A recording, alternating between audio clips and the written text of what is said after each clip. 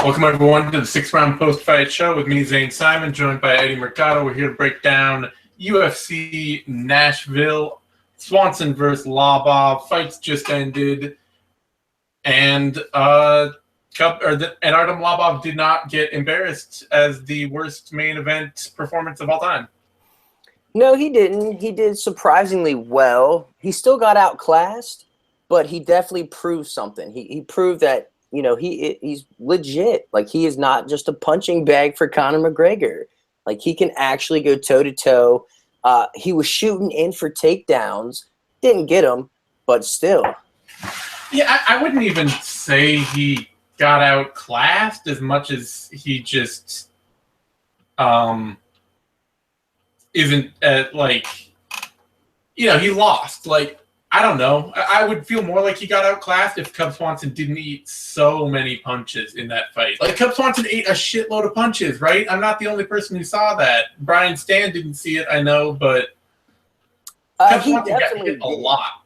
But it might have been just because it just seemed like Cub was landing way more than Lobov was, and cleaner than Lobov was. Maybe, yeah. I just, like... The commentary in that fight was kind of ridiculous. It was just sort of like a little nut hugging for Swanson a little bit. A little, like, and I thought Swanson won. I had no argument against him winning that fight, and he was obviously better than Lobov, but it was just like he got hit at least hard once for pretty much every 2 shots he landed, and it never got even a moment's talk. Like, I don't know. I think there was actually a moment where Lobov dropped Swanson with like an uppercut, and it kind of looked like a slip, kind of looked like a drop. But I mean, if you punch someone when they're out of position and they fall down, you know, that's a knockdown. Yeah. Either way, it was just like it didn't make me more excited for the next Cub Swanson fight. Right. And like it upsells Artem Lobov, but it upsells him from a guy that nobody wanted to see at all to somebody that people are now like, oh yeah, he had a pretty okay fight with Cub Swanson. Yeah, but I mean, that could do a lot for him, though. Sure. He already got a main event. He's not doing bigger than this. Yeah. It just like this is his Super Bowl. This is his career pinnacle, very likely, and it's cool, but I don't know. He showed up. He showed up, though. I think that's the big thing. He showed up for 5 rounds, which, I mean, I didn't expect him to last. I thought he was going to gas out, to be quite honest. So I was he did. I kind of felt like Cub Swanson gassed out, too. Yeah. Yeah, Lobov was holding his hands to his side for a little bit, but he never quit throwing. He was always still down to come forward. It was a decent fight, though. It wasn't even close to the Doo-Ho Choi Swanson fight, like they were trying to hype it up to be, but it was an entertaining fight. Decent enough. Decent enough. I mean, did Lobov come closer in that fight than after, like, early? Then was Lobov in that fight better late than Doo-Ho Choi was? No, I don't think so. I mean, Doo-Ho Choi was getting, like, shit kicked late in that Cub Swanson fight. You know what? He really was, but he was still landing and hurting Cub. Yeah. Lobov was landing a bit, but he wasn't really doing too much damage. It's fair. I don't know.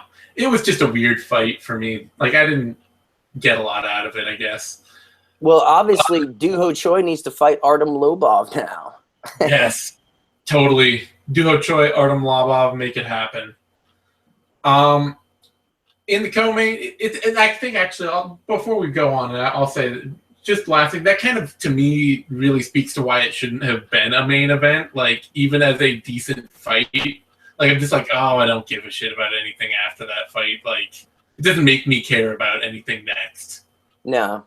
If Swanson would have came out and just absolutely waxed Lobov in, like, the first round, I'd have been like, okay, I'm excited to see Cub again. Exactly.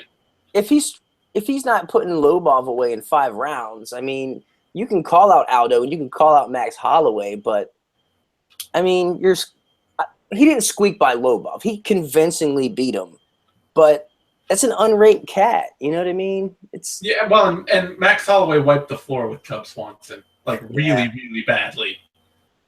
Yeah, and Holloway's only gotten better. Yeah. All right, let's get to the co-main now. Iaquinta, Diego Sanchez. Cool KO, but this fight just made me sad. Diego Sanchez lived for years and years and years on his chin. I mean, obviously also a very good wrestler and grappler, but as a striker, lived for years on his chin and can no longer live on that chin anymore. So we all get to watch Diego Sanchez get killed. Hopefully not. I mean, I would love to see him retire after his next fight and go out on a win or something like that. But, man, I don't like seeing him take that sort of punishment. He was the first Ultimate Fighter, you know what I mean? Like, I've been following this dude's career from day one. And, fuck, man. Of all people, like, why does it have to be Iaquinta?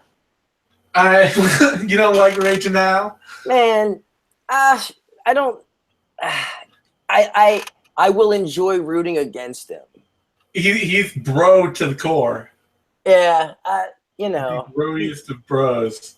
And that's all good and well. It's just, like, he doesn't speak to me. Like, in his post-fight interviews, it's like... He'll speak at you. He'll yell at you. Yeah, but he's just... I don't vibe. I will enjoy rooting against him. Yeah. You know, for what that's worth. I don't hate him. That is worth a lot, actually. Yeah. For fighters. I mean, if people can enjoy rooting against you, that's worth a lot. Hey, look at Kevin Lee, man. He's building a career off of pissing people off and making them boo him. And I love it. True. I love it. Yeah, otherwise for Sanchez, I get the feeling Sanchez is going to be the kind of dude who's on the regional circuit taking fights 5 years from now, you know, doing that Jeremy Horn thing. No. Well, Jeremy Horn's like a different animal, though. I mean, Jeremy Horn's like, he was fighting like every day. So like he's like a completely different animal. Well, Sanchez is like out of his fucking mind. I mean, Sanchez he's not there, man. Like true. the more I see him and the more I hear him do interviews and stuff, it's like, Jesus. Like at first I thought it was like an act, like back in the day when he was being weird, but the weirdness never went away. Nah, and it's just dudes getting like him weird. and Carlos Newton, they're just weird dudes. Yeah. They're like hanging out with Luke Kumo and stuff like Carlos that. Newton too, but Emmanuel Newton is who I think I always screw them up. Carlos Newton's kind of a weird dude too. But that's all. The crazy thing for me was Iaquinta's been gone for 2 years and he was still ranked number 14. Like how are you still ranked 14 and you haven't fought in 2 years? In lightweight, I don't know. in like the shark tank that's lightweight. Oh, well. All right. Before that, OSP beat Marcos Rogerio de Lima.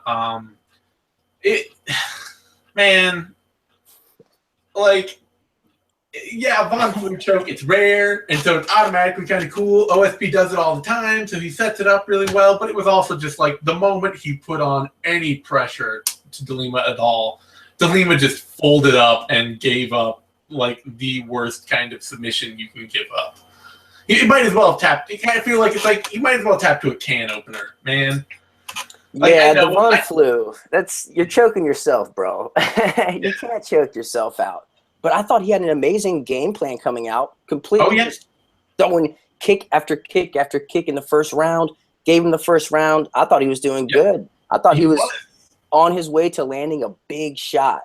Yeah, he absolutely was. The problem is that he can't handle pressure. And the moment OSP realized that he actually had to fight a fight to win a fight and, like, caught a kick and took 2 steps forward off of it, De Lima was on his back and just, you know, reaching for OSP's neck for a guillotine instead of standing up and making every mistake he could. And not giving up on the guillotine. Like, that's damn near unprofessional. It's gonna bring OSP back up to like 5 in the rankings or something. Something ridiculous. Well, shit, he knocked out the number 4 guy, so. Yeah. But it's like, who does OSP fight, though? Like, I know. I really wish De Lima had won this fight because OSP has kind of won or lost to everybody ahead of him at this point. He's going to end up fighting the dude. He's going to end up having to fight all the young guys trying to make their name, you know, the Tyson Pedros and Jordan Johnsons and Murat Antigulovs and all those dudes. Let him fight Ilir Latifi. There you go. I'd be down to see that. Sure, it's better than nothing. Although I think Latifi's fighting Little Nog, so I think he'll probably knock out Little Nog. Yeah, he probably can. Or get submitted. If he doesn't, it'll be another sad day. All right, before that, John Dodson beat Eddie Weinland in a complete simmer of a fight. Pretty forgettable. Once Weinland realized that he wasn't faster than his opponent, it kind of felt to me like he just was like, I got no idea what to do in this fight then. Yeah, he was like, fuck it, I'll just pump my jab into the air, and if it connects, cool, and if not, well, I'm getting a paycheck. Like, he didn't throw a single kick that I can remember. Like, not one. Do you ever remember Eddie Weinland throwing a kick? No, and that's crazy because his frame looks like he's built for that. He's a boxer who has cut all of his teeth in the UFC on being faster than other dudes at 135. It's, have the ability to move your head out of the way while keeping your hands low and coming after people with sharp, fast combos. You meet somebody with faster hands. What are you going to do? Faster everything, really. Like he was just everything. One step behind the entire time. Yep. And Dodson, kind of to his non-credit, just was like, well, I'm beating you pretty easily, so I'll just keep doing that and coast it out. Smart fight for Dodson. Definitely a smart fight. Didn't win any fans, though. Like, definitely the crowd was booing the whole time. Like, with performances, like the smart fights for him against Weinland and against Lineker, but they're also the kind of thing that kind of gets you stuck in Rafael Asuncion land, where you can be like the number 3 guy in your division forever and never get a title shot. Yeah, that's a bad place to be. I think what Eugene Robinson calls that Lost Battalion, I believe. Yeah, something like that. But I think there's some good fights for him, though. I think Brian Caraway would be an excellent fight if Brian Caraway would fight him. Rivera. Oh, fuck yes. Oh, man. Yeah. That's interesting. There are fun fights. I like Dodson. I'd like to see him fight again. I'm just saying, wins like this, they don't propel him up to a title shot. Yeah. Especially when you feel like he could have done more. Like, if you're that dominant, like put him away. Enough with the charade. Like, get in there and do your damn job. It's good to see him take a smart win, but when you're also just kind of easily going through every round leading, then you kind of want to see people create something off that, make something work, do something to actually try and make the fight, win bigger. But for that, Stevie Ray beat Joe Lauzon. I was happy with this scorecard. Were you? Yes, I was. I think, I'm not upset with it. I can't be upset with the decision. Like, cool. Like, nobody did enough to, severely clinch it. Fine. I scored it for a draw. I had 10-8 in the first round for Lauzon and then 10-9, 10-9 for Stevie Ray. I almost gave Ray a 10-8, but I didn't. Even looking at the second and third round side by side, you can say those are the same round? Say that one more time. Can you really look at the second and third round for Ray and say those are the same level of dominance in those 2 rounds? No, but it's like you can't compare rounds, though, and say, like, oh, well, which one was more dominant? You have to look at the... You can. You absolutely can. You have 2 rounds where Ray got taken down and still still soundly outstruck Joe Lauzon, but in the third round, just about beat the man into a coma. He did, but Lauzon did have his moments in that. Like, he did get the takedown. He did find top position. He didn't land anything meaningful. No, he surely didn't, but I just felt like it was 10-9able. Well, I mean, I almost gave it a 10-8, but I was right there. I'm not upset with the 10-8 at all. The one I don't get is not giving Lauzon a 10-8 round 1. Oh, fuck, yeah. That was crazy. And you know what? Lauzon, I thought, he was really smart. He gave it all he had in the first. Ray came out in the second, doubting himself. He got mugged in that first round. But Lauzon he's old. He's petering out, a lot of miles. He's always had gas tank problems. Always. The book on Joe Lauzon is that he starts really fast and then he gasses out. And if you can weather the storm, he's going to fade hard. And it's only getting worse. That's the thing that's most troubling, is that the difference between him in round 1 and him in round 2 was huge. Yeah. Yeah.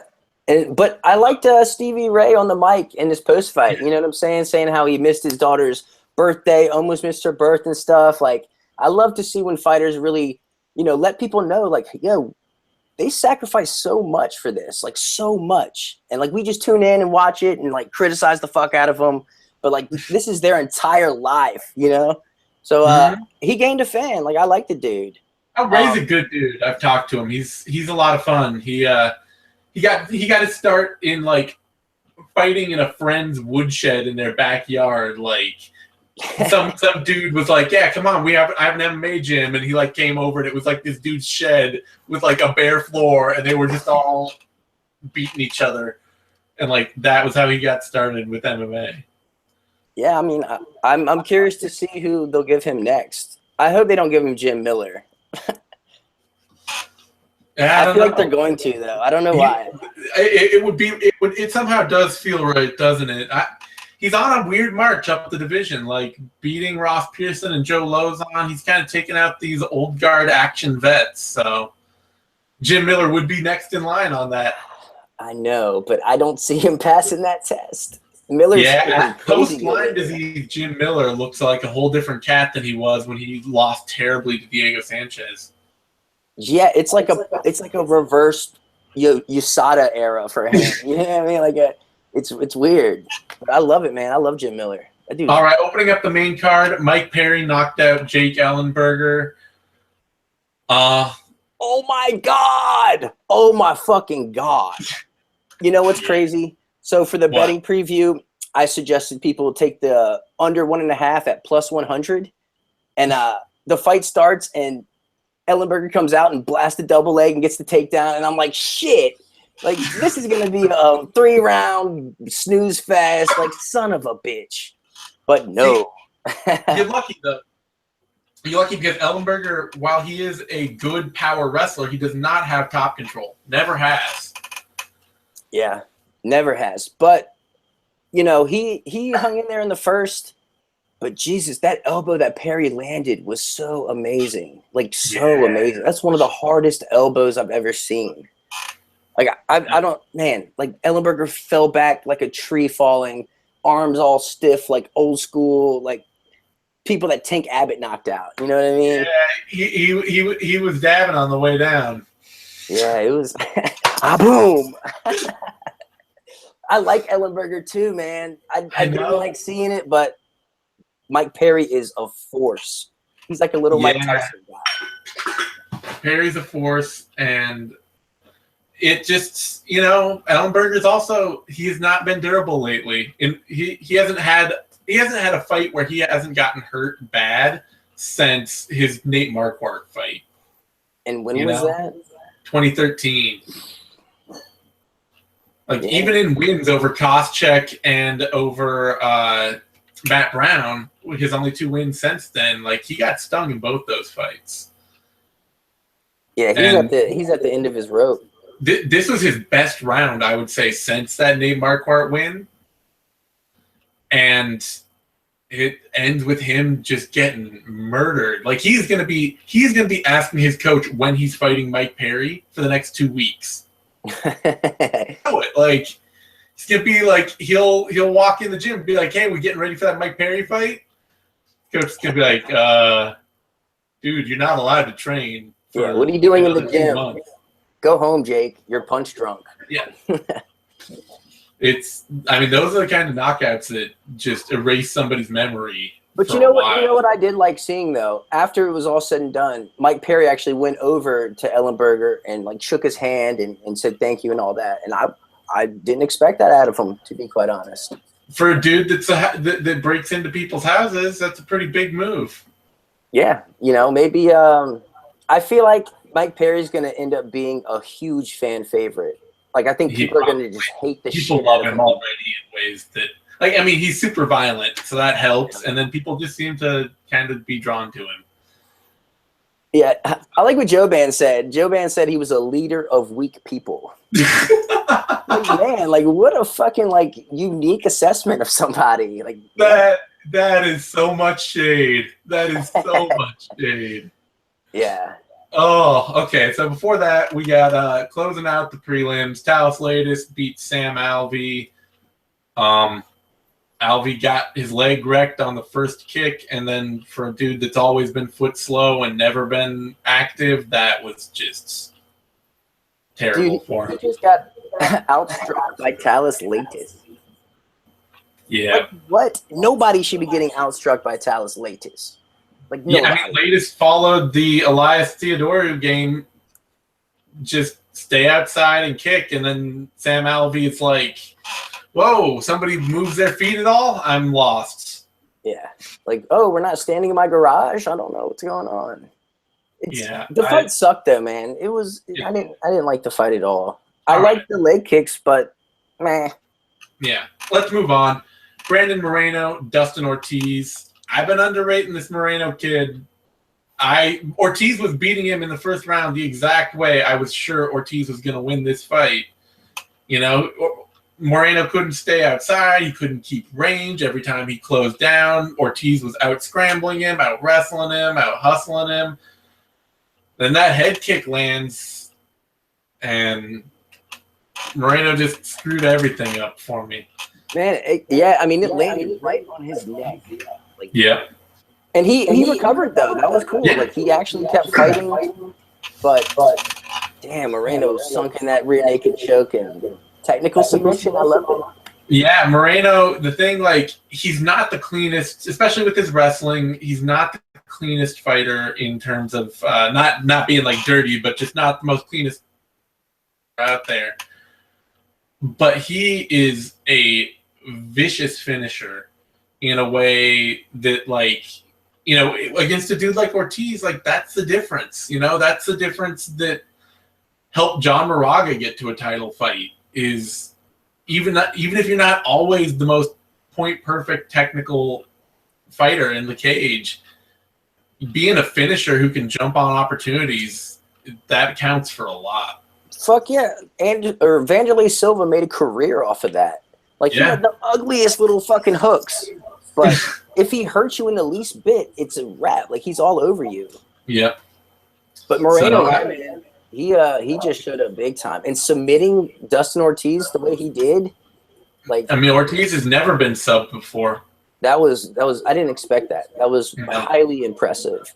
But on the same token, he did kind of look very defensive in that first round. I mean, it's the kind of thing that I think it'll carry. You know, he might still hit a ceiling against somebody like Cejudo or something like that, who can really put a wrestling clinic on him and is a lot better at pressuring as a striker than Ortiz is. But in the meantime, like that, you know, losing to a couple of top 5 guys here and there, his finishing ability can still carry him through a lot of bad spots, I feel like. So, I'd like to see him fight Tim Elliott. I think that's exciting. That would be a real exciting fight, because Elliott is a much more, like, consistently punishing force, but not also the same kind of finisher. Like, he has a habit of getting guys in bad spots and then letting them off the hook rather than getting guys in bad spots and putting them away. He should have submitted Luis Smoker like 10 times. Yeah. Easy. But. All right. Before that, Scott Holtzman failed to knock out Michael McBride, but that is really about all that can be said of that fight. McBride was, like, in there with a few counters in round 1, and by round 3, it was just a complete beating. Yeah, I was handing out 10-8s like they were candy. Like, kudos to the man. I mean, one of the toughest chins in the world, it has to be, because he was getting hit with some hard shots, some really big left hooks, and he just kept coming, and he kept coming. And Holtzman fought a really smart fight. Like, he really knew when to not mess around on the ground, and when he had his opponent on the ropes, and it was a little more safe to go play that game. So Holtzman, he showed the fuck up, and at home, which is great. Like, I love when guys, you know, they really show up at home, because there's so much added bullshit going on with, like, selling shirts or tickets or whatever. So I love when dudes win at home.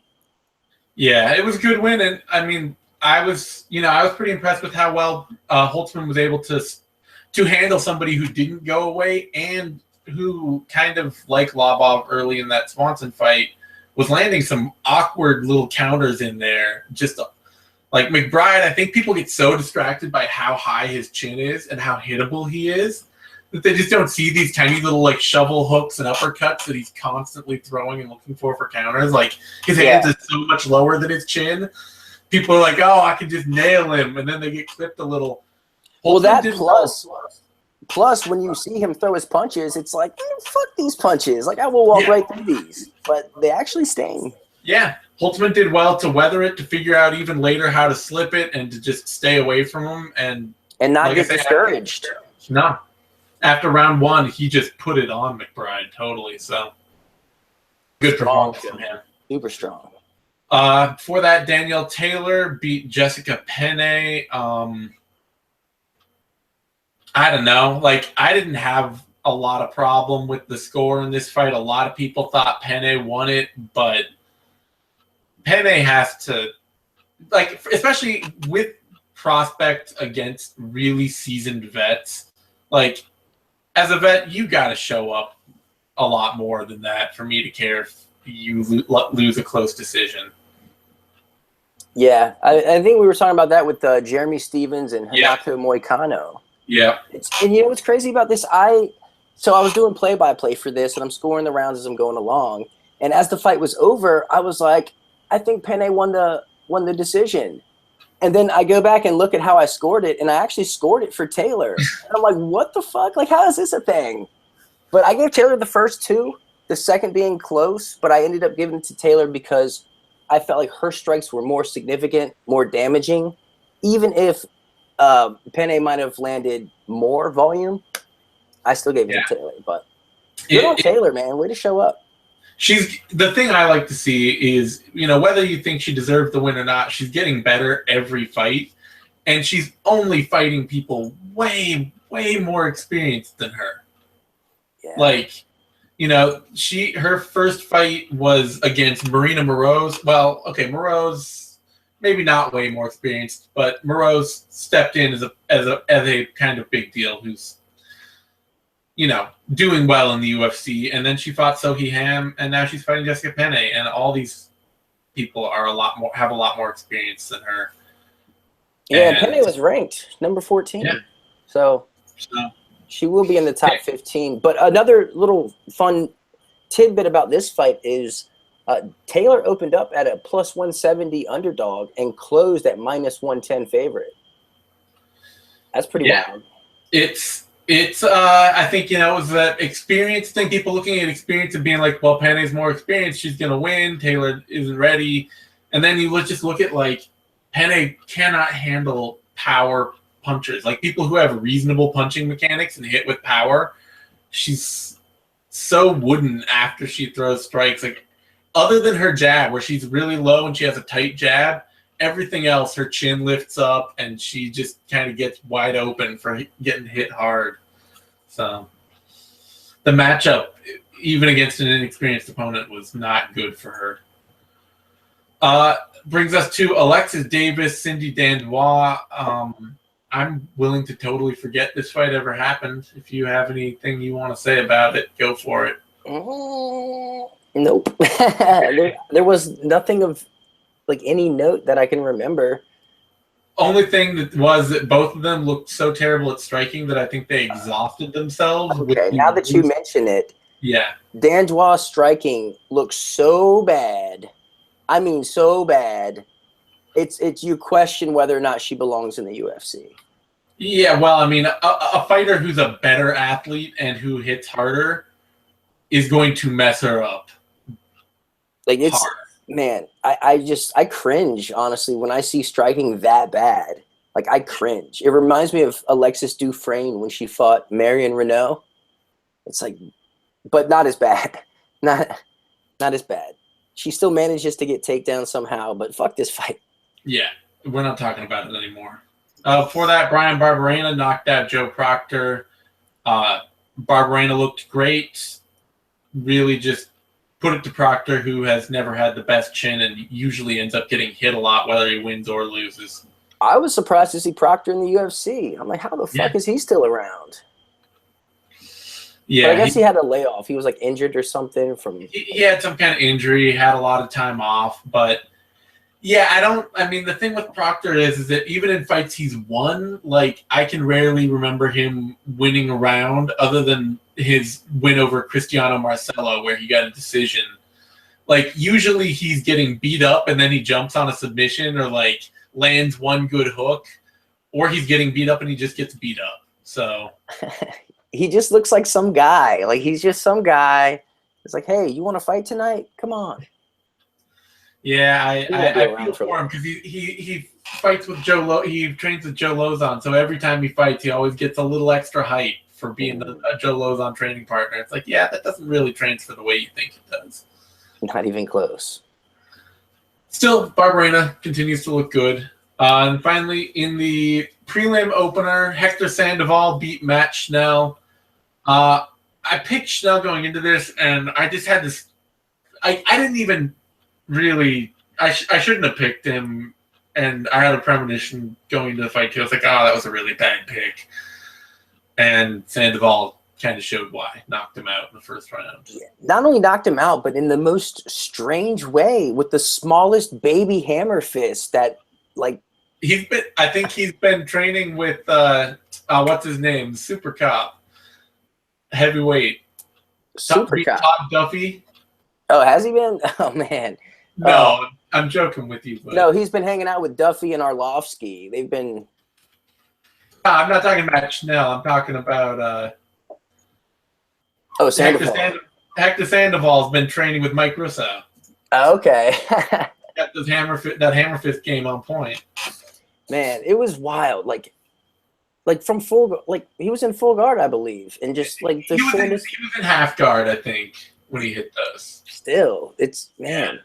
I mean, he must have that's 2 back-to-back knockouts. He might have the weakest chin in the UFC. He doesn't, but he doesn't have a good enough chin to be going up against a couple of dudes who punch really a lot harder than people think they do. Yeah, I've never seen that kind of power in those short-ass hammer fists. That's crazy. Well, I mean, flyweight, like that's the thing with flyweight is, you got dudes like Sandival and oh god, I'm blanking on everything. Who's Ryan Benoit? Ryan Benoit, yeah. And Ryan Benoit and dudes like that who like they're not amazing fighters for the division relative to their division.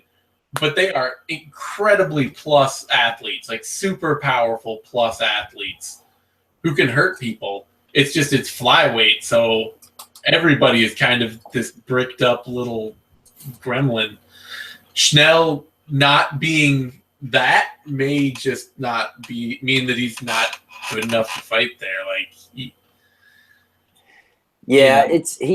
I don't know. It's when someone loses like that. It's a red flag. Like a red flag. Like, man. Yeah. Schnell has, he's been cracked hard a couple of times, and it's hard to look at him going forward and think that he's going to have better success against somebody else in that division. Because even like some of these dudes that the UFC is bringing in from like the Philippines and stuff, like Janelle Lauzon and stuff like that, they hit hard. Like pretty much all of them. That division's so crazy too. It is. Like if you're not complete, you're not going to be in the top 15 or even close to it. And you have to have a chin. Yeah, at the end of the day, I think like this card had some cool moments, but between Diego Sanchez being old, light heavyweight being trash, Lobov being irrelevant. Lobov, being irrelevant, and Dodson versus Weinland being just the slowest simmer. Like the main card of this fight, it just killed any momentum it might have had. Yeah, it didn't leave me with an exciting feeling, despite the spectacular finishes. It gets a eh. Yeah, it was fine. It exists. It's just not a great sign in a year of UFC cards that have completely failed to capture people's attention so far. Kind of need a little more. Failed. Like I said, my girlfriend fell asleep like before the main card. Like that's how bad this was. And now we're going into a couple weeks off. So, in fact, I think 3 weeks off. So, UFC has failed to build any momentum and is going into a long break. UFC 211 on the other side of it looks pretty awesome. Stipe defending against Junior Dos Santos, Joanna fighting Jessica Andrade, Damian Maia, Jorge Masvidal. You know, a lot of cool fights. Frankie Edgar, Rodriguez, but there's, you know, the UFC is going to have to use that whole 3 weeks to build like crazy because people have not been tuning in so far this year. Yeah, didn't that UFC on Fox card last week bomb terribly? It was the lowest rated UFC on Fox card in their history. With arguably the pound-for-pound best fighter in the world on it. And what may have been the strongest top-to-bottom card of the year so far. Yeah. Yeah. So, on that note, thanks everyone for tuning in. You can find me on Twitter at These Anytime. You can find Eddie on Twitter at the Eddie Mercado. You can find both of us over at BloodyElbow.com. Give this video a thumbs up over on YouTube. That helps us a ton. Subscribe to our YouTube channel, MMANation.com, DOTCOM. We will. I'll be back with the MMA Depressed Us next week, and we'll have If I Did It and Heavy Hands and all our other normal shows. We got. I think we'll have Knuckle Up coming at you tomorrow. I don't know. Eugene's off on tour or something, so I have no idea. But either way, we'll be talking at you quite a lot. So tune in next time.